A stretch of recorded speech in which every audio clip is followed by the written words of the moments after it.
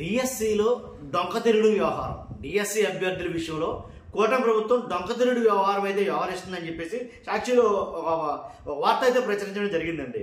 ఏంటంటే అసలు ఏంటి నిజాలు, అసలు ఏం జరుగుతుంది ఏంటో తెలుసుకునే వాళ్ళనుకుంటే కనుక ఖచ్చితంగా ఫస్ట్ అయితే లైక్ చేయండి. లైక్ చేస్తే నాకు మోటివేషన్ ఉంటుంది, ఎక్కువ మందికి ఇన్ఫర్మేషన్ షేర్ అవుతుంది, వాస్తవాలు ఏంటో ప్రజలందరికీ తెలుస్తాయి. ఫస్ట్ అయితే లైక్ చేయండి. కొత్తగా మన ఛానల్ చూస్తే పక్కాగా సబ్స్క్రైబ్ చేయండి. మీ అమూల్యమైన అభిప్రాయాన్ని కామెంట్ రూపంలో తెలియజేయండి. డిఎస్సిలో డొంకతిరుడు వ్యవహారాలు అంటే ఏముంటాయి? అసలు డిఎస్సి అంటేనే అసలు వాస్తవం మాట్లాడాలంటే డిఎస్సి మీదే ప్రభుత్వం ఏర్పడిందేమోనండి.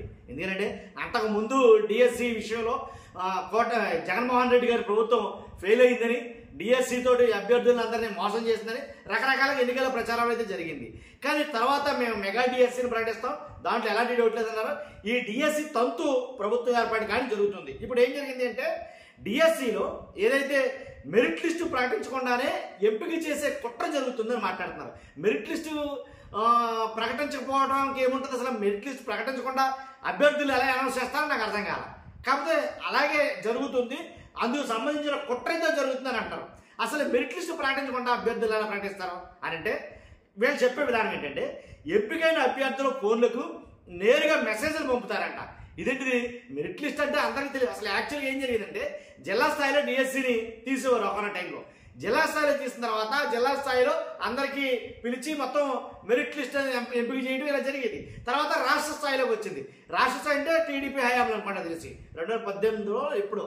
అయితే రాష్ట్ర స్థాయిలో తీసిన తర్వాత దాంట్లో చాలా తప్పులు అయితే జరిగినాయి.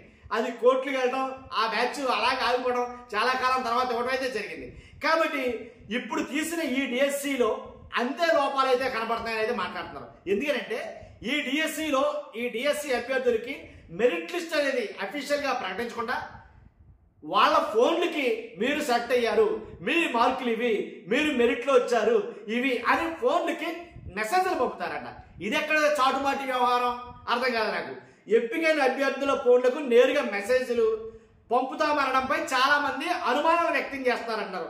తర్వాత తమకు కావలసిన వారికి పోస్టులు ఇచ్చేందుకు అడ్డదారులు వెతుక్కుంటుంది కూటమి ప్రభుత్వం అని అయితే మాట్లాడుతున్నారు. తర్వాత టెట్ మార్కులు సరిగా నమోదు చేయలేదంటూ అభ్యర్థులపైన నెపం పెట్టి మీరే సరిగా నమోదు చేయలేదని అంటే మాట్లాడటం. తర్వాత పూర్తి డేటా ఉన్నా సరిచేయకుండానే డిఎస్సి మార్కులు విడుదల చేయడం. తర్వాత తుదికీలో తప్పులు సరిచేయకుండా అభ్యర్థులకు అన్యాయం చేశారు. ఇప్పుడు మెరిట్లో ఎవరు ఉన్నారో చెప్పకుండానే నియామకాలకు రంగం సిద్ధం చేయడం. అసలు ఇప్పుడు మెరిట్లో ఎవరెవరు ఉన్నారో, ఎవరికైతే మెరిట్ వచ్చింది ఏంటి అఫీషియల్గా అనౌన్స్ చేయకుండా ఫోన్కి మెసేజ్లు పంపేసి ఏంటి నియామకాలకి నియమించేయడానికి రంగం సిద్ధం చేశారు. కాబట్టి ఎక్స్ సర్వీస్ మెన్ కోటా తొలగింపుపై న్యాయ పోరాటానికి అభ్యర్థులు సన్నాహం చేస్తున్నారు కొంతమంది. అలాగే దీని మీద చాలా వివాదాలు అయితే ముసురుకుంటున్నాయి నాకు తెలిసి. కాబట్టి 3.36 అంటే 3,36,000 మంది జీవితాలతోటి కూటమి సర్కారు చెలగాటం ఆడాలని చూస్తుంది. ప్రభుత్వ పెద్దల తప్పిదాలకు నిన్న విద్యార్థులు బలయ్యారు, నేడు ఉద్యోగస్తులు కూడా బలవబోతున్నారని చెప్పేసి ఒక వార్త అయితే రాయడం జరిగింది. కాబట్టి ఎందుకు వచ్చింది ఇది? ఎందుకని మెరిట్ లిస్ట్ ప్రకటించకపోవడం అంటే అది కరెక్ట్ కాదు. అసలు మెరిట్ లిస్ట్ ఎప్పుడు ప్రకటిస్తారుగా, ఇప్పుడు మరి కొత్తగా ఈ సిస్టమ్ ఏంటి అనేది చాలా మంది మాట్లాడుతున్నారు. కాబట్టి వాస్తవంగా అయితే కనుక ఏ డిఎస్సిలోనైనా సరే ఇదే రకంగా ఎలాగా సాధారణంగా డిఎస్సి పరీక్షలు జిల్లా స్థాయిలో నిర్వహించి మొదటి లిస్టు ప్రకటించి ర్యాంకుల ఆధారంగా పోస్టులు ఇవ్వాలి, అంతే కదా. కానీ 2018 నాటి టీడీపీ ప్రభుత్వం రాష్ట్ర స్థాయిలో ఉమ్మడి పరీక్షలకు శ్రీకారం చుట్టింది. అప్పట్లో 2018లో మాటకి.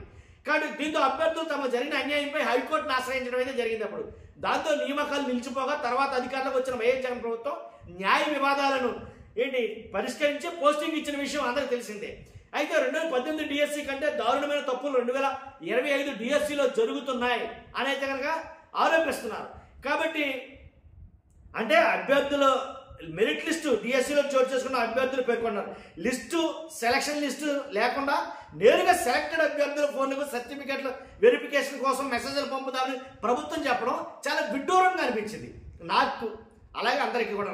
తప్పులు సరి చేయకుండానే మార్కులు వెల్లడి చేయడం ఏంటి అసలు తెలియగలుగుతాను.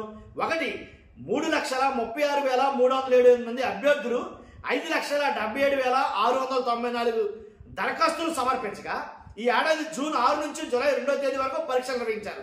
అనంతరం విడుదలైన ఫైనల్ కి చూసి అభ్యర్థులు కంగుతున్నారు. అనేక తప్పులు ఉన్నట్టు గుర్తించిన దీనిపై అభ్యంతరాలు తీసుకునేది లేదని విద్యాశాఖ ప్రకటించడంతో ఫైనల్ కీలో తప్పులు పై విద్యాభవన్ హెల్ప్ లైన్ నంబర్లకు ఫిర్యాదు చేశారు. ఈ విషయంలో సాక్షి కూడా డిఎస్సి కన్వీనర్ దృష్టికి తీసుకెళ్ళగా ఫైనల్ కీలో ఎలాంటి తప్పులు లేవంటూనే నిపుణులతో పరిశీలన చేయిస్తున్నట్లు చెప్పారు. తీరా ఆ తప్పులను సరిచేయకుండా అభ్యర్థులు మార్కులు ప్రకటించారు. టెట్ మార్కుల నమోదును కూడా చాలా నిర్లక్ష్యం అయితే వహించింది ప్రభుత్వం. టెట్ మార్కులకు డిఎస్సీలో 20% వెయిటేజీ కల్పించారు. టెట్లో అత్యధిక మార్కులు సాధించిన అభ్యర్థులు డిఎస్సి పరీక్షల్లో సాధించిన వాటికి అదనంగా కలపడంతో మెరిట్ లిస్టు ఉంటారు. ఇప్పటి వరకు జరిగిన టెట్ వివరాలు, అభ్యర్థుల డేటా, ఎవరికి ఎన్ని మార్కులు వచ్చాయో సదరు అభ్యర్థి ఆధార్ ఫోన్ నెంబర్లతో లింక్ అయ్యి ఉంటాయి. ఫోన్ నెంబర్లు మారినా ఆధార్ మారే అవకాశం లేదు. కానీ డిఎస్సి 2020 నిర్వహణలో కూటమి ప్రభుత్వం నిర్లక్ష్యం కొట్టొచ్చినట్టు కనబడుతుంది. కాబట్టి ఇలాంటి అనుమానాలు ఎన్నో ఉన్నాయి. నార్మలైజేషన్ అనంతరం ఆగస్టు 11న ఫలితాలు ప్రకటించగా సవరించిన టెట్ మార్కులతో ఈ నెల 11 స్కోర్ కార్డులు విడుదల చేశారు. టెట్ మార్కుల్లో తప్పులు ఉంటే అభ్యర్థులు స్వయంగా సవరించుకోవాలంటూ ఒక రోజు అవకాశం కల్పించారు. అభ్యర్థుల టెట్ మార్కులు తప్పుగా నమోదు చేశారంటూ పాఠశాల విద్యాశాఖ నెపం అభ్యర్థులపై గెట్టేయడం చూసింది. కాబట్టి మరి విద్యాశాఖ వద్ద అభ్యర్థుల టెట్ డేటా ఉంటే అభ్యర్థులు సవరించుకోవాలని ఎందుకు చెప్పినట్లు? డిఎస్సి దరఖాస్తును ఆన్లైన్లో సమర్పించే క్రమంలో అభ్యర్థి పేరు, పుట్టిన తేదీ, ఆధార్ వివరాలు నమోదు చేయగానే టెట్ మార్కులు వచ్చేలా ఎందుకు చేయలేదు అనే ప్రశ్నలు ఉత్పన్నమవుతున్నాయి. ఎక్కడైనా అభ్యర్థి డేట్ ఆఫ్ బర్త్ కానీ లేదా టెట్ ఏదైతే నెంబర్ కానీ అవి ఎంటర్ చేస్తే ఆటోమేటిక్గా పుట్టిన తేదీ కానీ అభ్యర్థి పేరు కానీ ఎంటర్ చేస్తే మార్కులు వచ్చేటట్టు ఉంటాయి. ఇక్కడ ఆ సిస్టమ్ అయితే పెట్టలా ఇలాగా. కాబట్టి డిఎస్సి ఫలితాల్లో గూడు పుటాని అనేది జరుగుతుంది. టీచర్ పోస్టుల భర్తీకి నిర్వహించిన మెగా డిఎస్సి ఫలితాల వెల్లడిలో అభ్యర్థులను దగా చేసేందుకు కూటమి ప్రభుత్వం సిద్ధమైందని వైఎస్ఆర్సీపీ విద్యార్థి విభాగం అధ్యక్షుడు పాల్గొని చైతన్య, వర్కింగ్ ప్రెసిడెంట్ ఏ రవిచంద్ర వాళ్ళిద్దరు కూడా మండిపట్టడం జరిగింది. డిఎస్సి ఫలితాలు ప్రకటించే సమయంలో మెరిట్ లిస్టులను తొక్కి పెట్టడం వెనక భారీ కుట్ర దాగుందన్నారు. పారదర్శకతకు పాత్ర వేస్తూ మెరిట్ అభ్యర్థుల నోట్లో మట్టి కొట్టేందుకు మంత్రి నారా లోకేష్ ప్రయత్నిస్తున్నారని ధ్వజమెత్తారు. తాడేపల్లిలోని పార్టీ కేంద్ర కార్యాలయంలో బుధవారం వారు మీడియాతో మాట్లాడారు. కాబట్టి ఫలితాలు వెలువడే ముందు దాదాపు 60,000 మందికి టెట్ మార్కులు ఏదైతే టెట్ మార్కులు ఉన్నాయో అవి సవరించుకునే అవకాశం ఇవ్వడం వెనక చాలా అనుమానాలు వస్తున్నాయి. 60,000 మంది విద్యార్థులకి అవకాశం ఇచ్చారు. 1000, 2000 కాదు. ఇలా 1 కాదు 2 కాదు. కాబట్టి వీటన్నింటి అనుమానాల వెనక డిఎస్సీని ఏదో గూడిపడడం జరుగుతుంది. మెగా డిఎస్సి దగా డిఎస్సిగా మారిపోతుందా? ఉపాధ్యాయ పోస్టులను అంగట్లో అమ్ముకోవడానికి ఏమైనా పెట్టారా? పారదర్శకంగా మెరిట్ లిస్టు వెల్లడించకుండా ఎంపికైన అభ్యర్థుల ఫోన్లకు మెసేజ్లు పంపిస్తాం, మీరే చూసుకోండి అని గొమ్మనంగా వ్యవహరించడం ఏంటి అనే అనుమానాలు ఉపాధ్యాయ అభ్యర్థుల్లో రేకెత్తుతున్నాయి.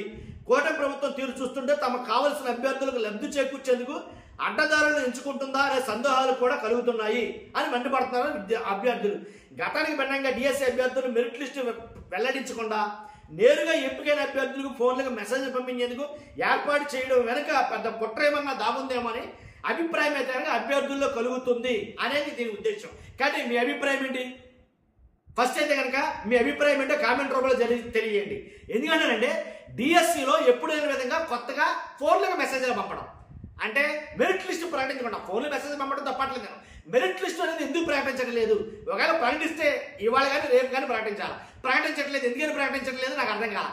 కానీ మీ అభిప్రాయం అంటే కామెంట్ రూపంలో తెలియజేయండి. ఫస్ట్ అయితే లైక్ చేయండి, కొత్తగా మన ఛానల్ చూస్తే పక్కాగా సబ్స్క్రైబ్ చేయండి. మీ అమూల్యమైన అభిప్రాయాన్ని కామెంట్ రూపంలో. Thank you very much.